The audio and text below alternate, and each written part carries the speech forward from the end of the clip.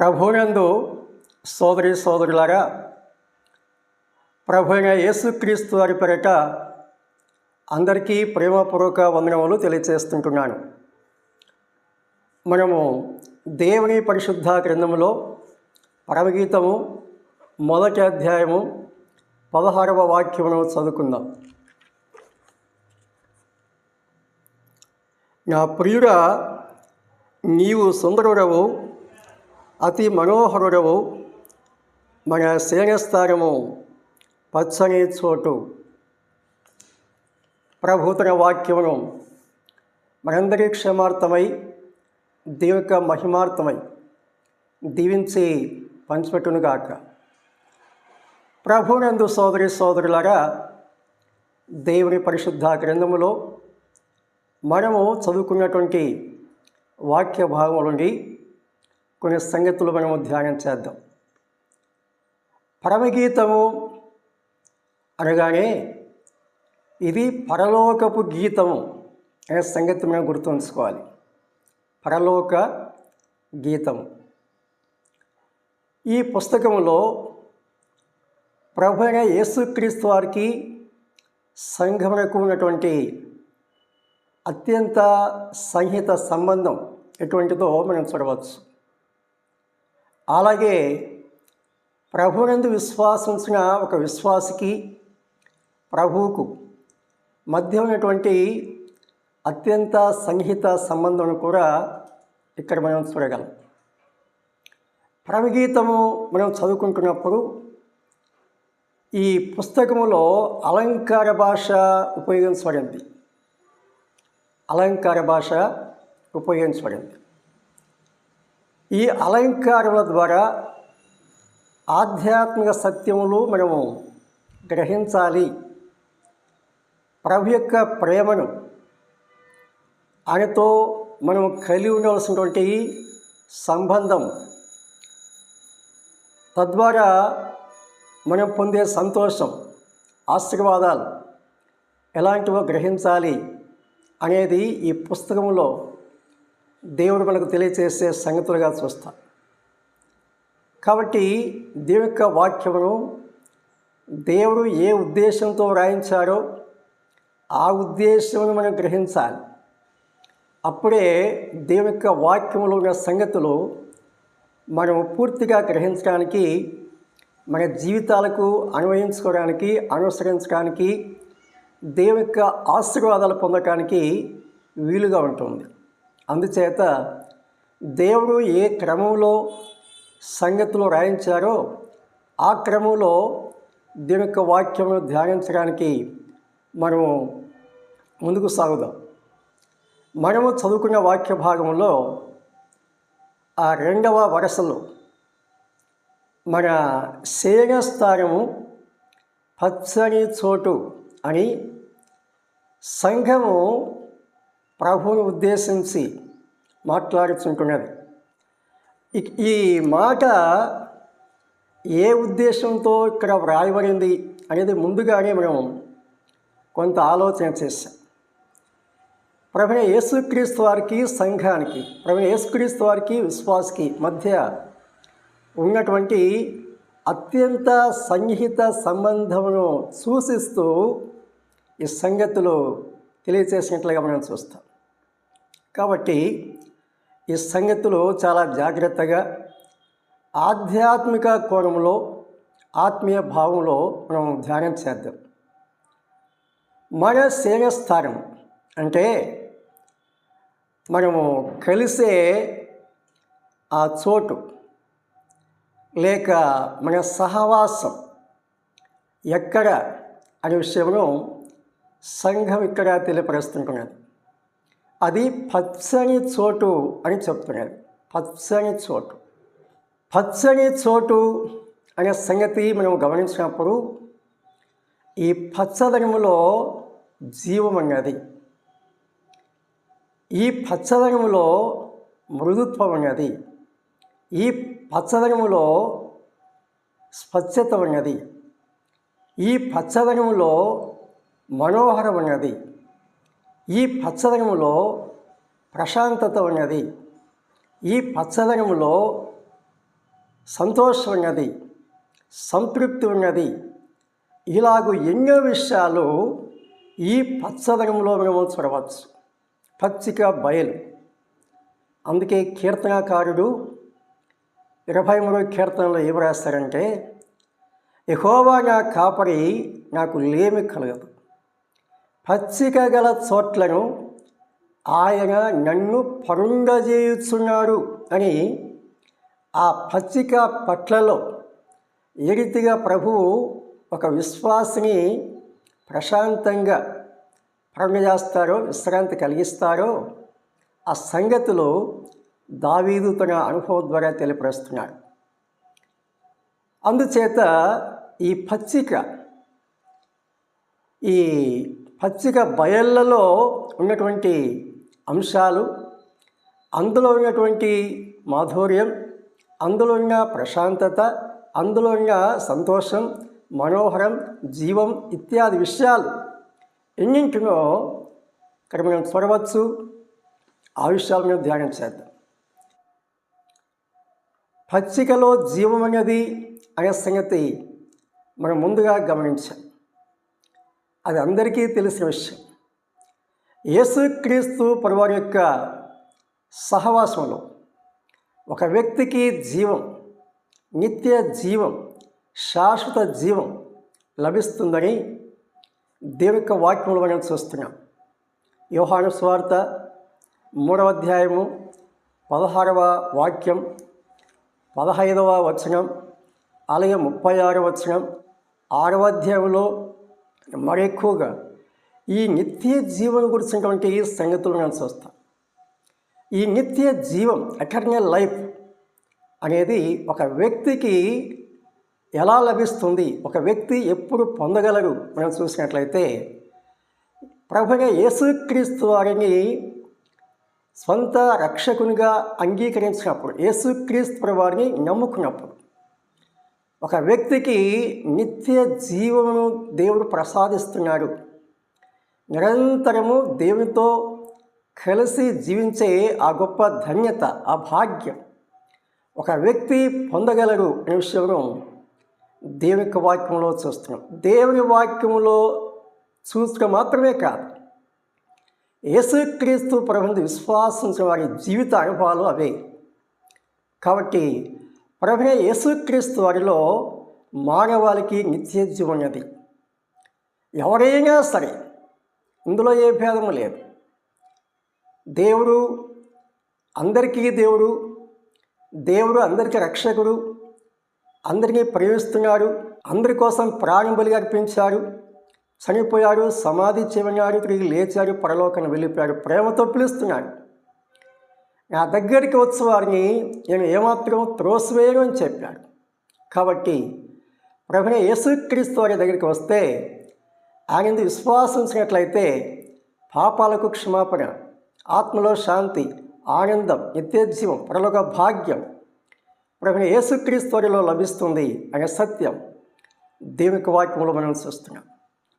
రెండవదిగా, యేసుక్రీస్తు ప్రభువారితో మనం ఏ విషయంలో అత్యంత సన్నిహిత సంబంధం కలిగి ఉండాలో దేవుని వాక్యంలో చూద్దాం. కీర్తనలు 63వ కీర్తన 4-5 వాక్యాలు. నా మంచం మీద నిన్ను జ్ఞాపం చేసుకొని రాత్రి జాములయందు నిన్ను ధ్యానించినప్పుడు క్రొవ్వు మెదడు నాకు దొరికేట్లుగా నా ప్రాణము తృప్తి పొందుతున్నది. ఉత్సహించు పెదవులతో నా నోరు నిన్ను గూర్చి గానము చేయుచున్నది. ఈ వాక్య భాగాల్లో మనం చూసినప్పుడు భక్తుడు ప్రభువుతో ఎటువంటి సంబంధం కలిగి ఉన్నాడు, ఎటువంటి సహవాసం కలిగి ఉన్నాడు. నా మంచం మీద పరుండియుండి అని ఇక్కడ భక్తుడు ఈ వచనాన్ని ప్రారంభం చేస్తున్నాడు. మన శయనస్థానం, అది మన అంశం. నా మంచం మీద పరుండియుండి భక్తుడు ఏం చేస్తున్నాడు? ఆ దేవుని గురించి ధ్యానిస్తున్నాడు. దేవుని గురించిన ధ్యానం. ఆ ధ్యానంలో ఆ భక్తునికి లభించినటువంటి ఆశీర్వాదాలు ఏమిటి మనం చూస్తున్నప్పుడు, క్రొవ్వు మెదడు నాకు దొరికినట్లుగా నా ప్రాణము తృప్తి పొందుతున్నది అని చెప్పారు. దైవ ధ్యానంలో మనకు లభించే గొప్ప ఆశీర్వాదం ఏమిటంటే సంతృప్తి. తృప్తి లేని జీవితాలకు సంతృప్తి ఎక్కడ లభిస్తుంది అనే సంగతిని ఆలోచన చేసినప్పుడు, కేవలము ప్రభు యేసుక్రీస్తు వారిని గురించిన ధ్యానంలో, దైవ ధ్యానంలో ఒక మానవునికి, ఒక విశ్వాసికి సంతృప్తి కలుగుతుంది అనే సత్యం దేవుని వాక్యంలో మనం చూస్తున్నాం. మూడవదిగా మనం చూసినప్పుడు మత్తయి సువార్త 6వ అధ్యాయము 6వ వాక్యం. అందులో ప్రభు చెప్పిన సంగతులు, నీవు ప్రార్థించినప్పుడు నీ గదిలోనికి వెళ్ళి రహస్యమందు చూస్తున్న నీ తండ్రికి ప్రార్థన చేయి. అప్పుడు రహస్యమందు చూచుతున్న నీ తండ్రి ఫలమిస్తారని చెప్పారు. ప్రార్థనలో సమైక్యత, వాక్య ధ్యానంలో సమైక్యత మనం చూసాం. అలాగే ప్రార్థనలో ప్రభుతో సమైక్యపరచబడుట. ప్రార్థన అనేది అనేక రకాలుగా ఉంటుంది. దేవుని యొక్క వాక్యంలో మనము చూడవచ్చు. మనకు ఏవైతే అక్కడ కలిగి ఉన్నామో వాటిని గురించి ప్రభువుకు విన్నవించుట, అది ప్రార్థన, సామాన్య ప్రార్థనగా మనం చెప్పుకోవచ్చు. భౌతిక అక్కరలు ప్రభువుకు తెలియచేయుట, ప్రభు ద్వారా మనం పొందుట, ఇది ప్రభుతో సామాన్యమైనటువంటి అనుభవం. ఆధ్యాత్మికముగా మనం ప్రభువులో ఎదగటానికి ఆత్మ సంబంధమైనటువంటి కార్యాలు ఈ లోకంలో దేవుడు జరిగించడానికి మనం ప్రార్థన చేస్తాం. ఇలాంటి ప్రార్థనలు దేవుని యొక్క వాక్యంలో చూస్తాం. అంత మాత్రమే కాదు, దేవునితో మమేకమవుట, ప్రార్థనలో ప్రభుతో మమేకమవుట.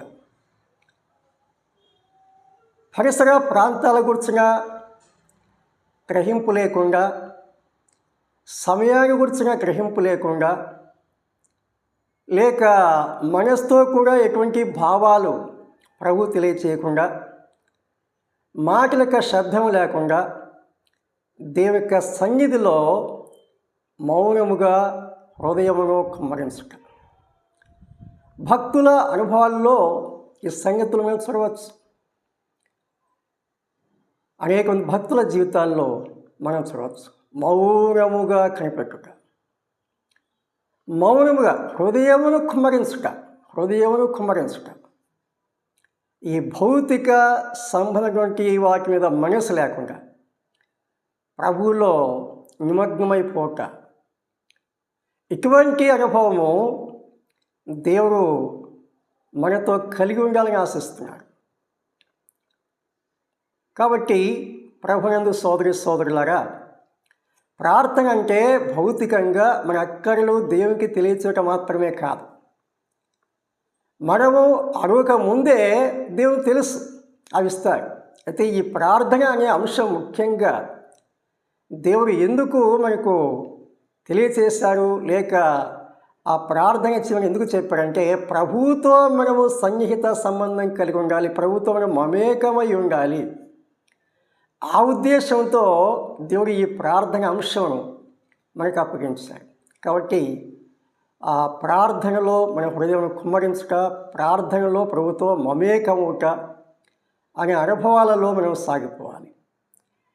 ఇది సర్వసాధారణంగా అందరికీ అందుబాటులో ఉండే అనుభవం కాదు.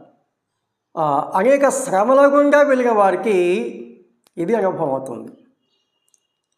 పులి వంటి శ్రమలు అనుభవించే వారికి, మాట కూడా పలకలేని స్థితి, ఆ భావం కూడా వ్యక్తం చేయలేని స్థితిలోనికి ఎప్పుడైతే వెళ్ళిపోతామో అప్పుడు హృదయం కుమ్మరించుట, ప్రభుతో మమేకమవుట, ప్రభు యొక్క సన్నిధి సావాసంలో సమాధానం పొందుట, సంతృప్తి పొందుట, ఆ పరలోక ఆనందం ఆ ప్రభువులో అనుభవించడం అనేది సాధ్యమవుతుంది. కాబట్టి ప్రార్థనలో మన అనుభవాలు అలాగూ మనం కలిగి ఉండాలని దేవుడు తన వాక్యంలో మనకు తెలియపరుస్తున్నాడు. అటు తర్వాత 4వదిగా మనం చూస్తే ఆరాధనలో ప్రభుతో మమేకమవుట, ప్రభుతో సమైక్యపరచబడుట. ప్రకటన 1వ అధ్యాయం 10వ వాక్యంలో మనం చూస్తాం. ఎహెజ్కేలులో చూడవచ్చు, అలాగే యెషయాలో చూడవచ్చు. ప్రభువును ఆరాధించుట అనే అంశం కూడా మనం కొన్ని రకాలుగా చూడవచ్చు. వ్యక్తిగతంగా నోటి మాటలతో దేవుని ఆరాధించుట, కుటుంబముగా దేవుని ఆరాధించుట, సంఘముగా ఆరాధించుట, ఇవన్నీ కూడా మాట ద్వారా మనం చేసే ఆరాధన. అందులోనే మన భావాలు అనగా ప్రభు గురించి మనం స్మరిస్తాము, ధ్యానిస్తాం. ఆ మనసు ద్వారా, ఆత్మ ద్వారా ప్రభుని ఆరాధిస్తాం. కానీ ఆత్మ స్వాధీనంలోనికి వెళ్ళిపోయి, అంటే ఆత్మ ద్వారా నడిపించబడుట వేరు, ఆత్మ స్వాధీనంలో పూర్తిగా నిమగ్నమైపోవటం వేరు. ఈ ఆత్మ స్వాధీనంలో ఉన్నటువంటి అనుభవాలు భౌతిక విషయాల మీద గమనిక ఉండదు. అది మనము యోహానులో ప్రత్యేకంగా చూసే అంశం. ఈ భౌతిక సంబంధమైనటువంటి విషయాల మీద దృష్టి లేకుండా ఆత్మ స్వాధీనంలో ఉంటూ ప్రభువును చూస్తున్నాడు, ప్రభు తెలియచేసే సంగతులు వింటున్నాడు, చూస్తున్నాడు. అది ఉన్నతమైనటువంటి అనుభవం. అంటే అది వ్యక్తిగత జీవితాల్లో సాధ్యం. అది కుటుంబముగా, సంఘముగా కలిసినప్పుడు కలిగే అనుభవం కాదు. కాబట్టి ఆరాధనలో మనం ప్రభువుతో మమేకమైపోయి ప్రభువును చూస్తూ ఆ దైవత్వం యొక్క ఔన్నత్యం, ఆ పరిశుద్ధతను, ఆ దైవత్వం అనేటువంటి ఆ సమస్త గుణగణాలను మనం చూస్తూ ఆయనతో మమేకమైపోయి ఆయన ఆరాధించాలి. ఎహెజ్కేలు ఏం చేశారు, యెషయా ఏం చేశారు, యోహాను ఏం చేశారు? ఆ దర్శనాన్ని చూసినప్పుడు, ఆత్మవశంలో ఉంటూ ప్రభువును చూసినప్పుడు ప్రభు పాదాల ఎదుట వారు సాగిలపడి నమస్కారం చేశారు. అంటే మాట్లాడలేరు, ఏ భావాన్ని వ్యక్తం చేయలేరు. మౌనంగా ప్రభు పాదాల సన్నిధిలో సాగిలపడి నమస్కారం చేసి ప్రభును ఆరాధించారు. అది ఆరాధనలో ఒక విశ్వాసిగా మనం కలిగి ఉండవలసినటువంటి అనుభవం. అది ఆధ్యాత్మిక ఆరాధనలో ఔన్నత్య స్థితి అనే సత్యం దేవుని యొక్క వాక్యంలో మనం చూస్తున్నాం. శ్రమలలో ప్రభు యొక్క సన్నిధి మనం ముందుగానే కొంత ఆలోచన చేశాం. ప్రార్థనాంశములు, శ్రమలలో ప్రభు యొక్క సన్నిధి, సహవాసం మనం అనుభవించగలం. దేవుని యొక్క వాక్యంలో అనేక వాక్య భాగాలు ఈ సంగతిని మనకు తెలియజేస్తున్నాయి. కీర్తనలు 23వ కీర్తన 4-5 చరణాలు మనం చూసినప్పుడు భక్తుడు ఈ రీతిగా తెలియపరుస్తున్నాడు.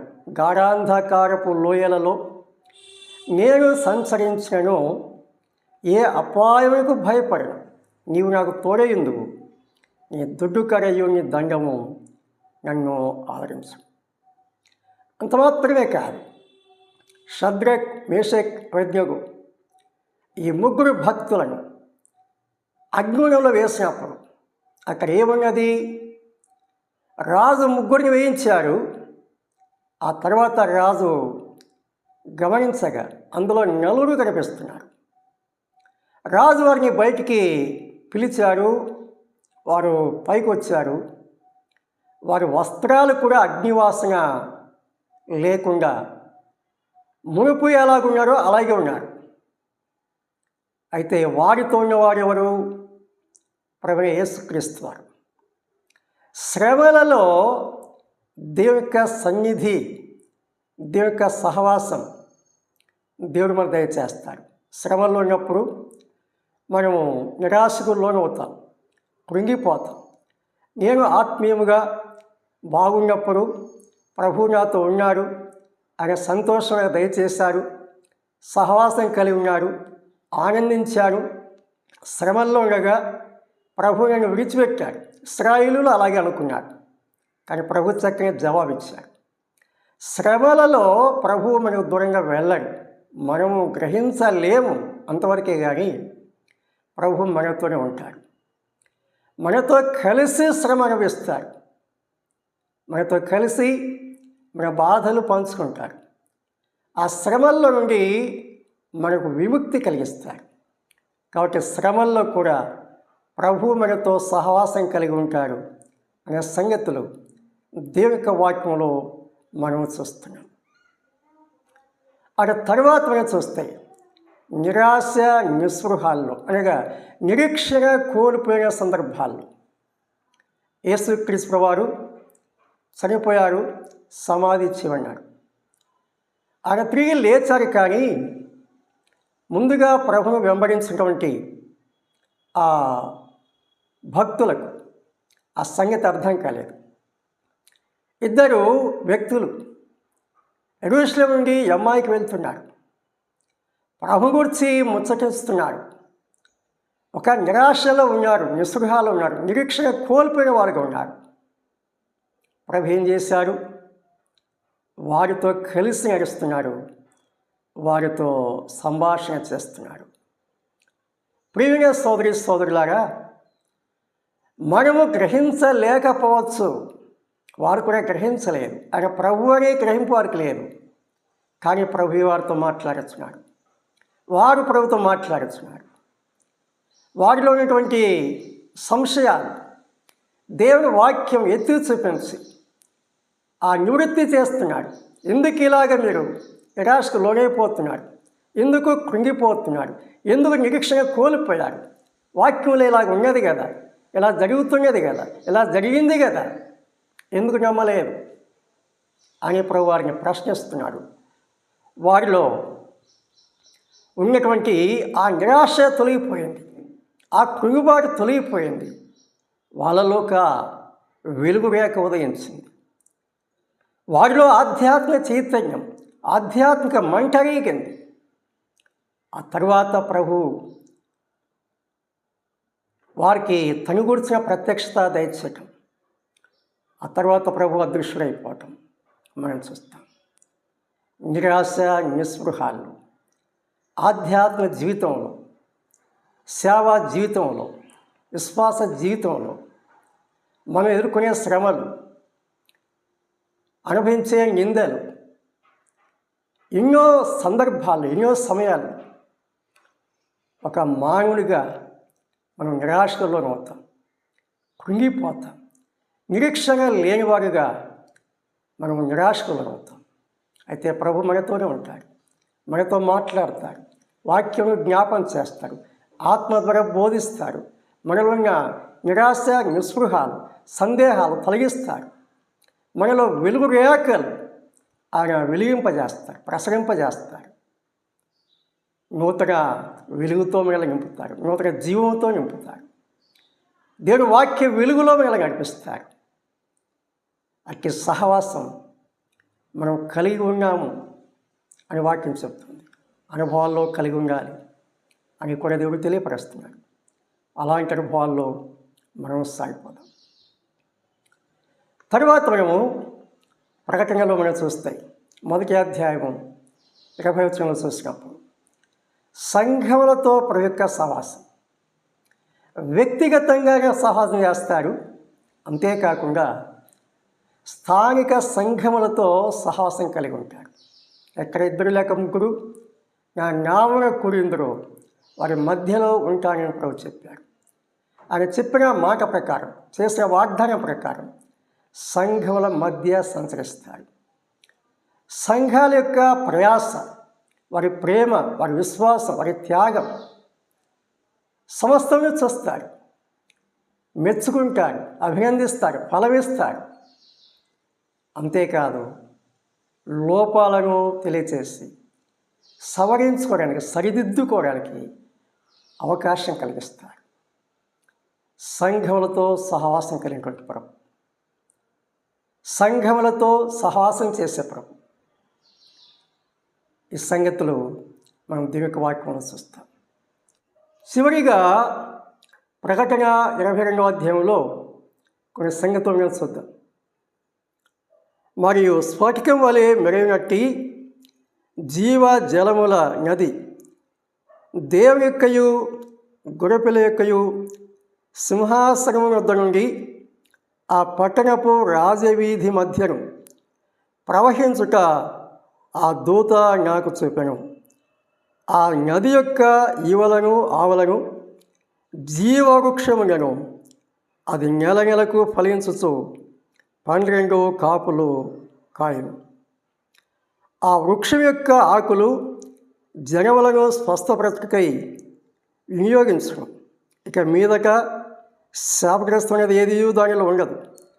దేవుని యొక్కయు గొర్రెపిల్ల యొక్కయు సింహాసనము దానిలో ఉండను.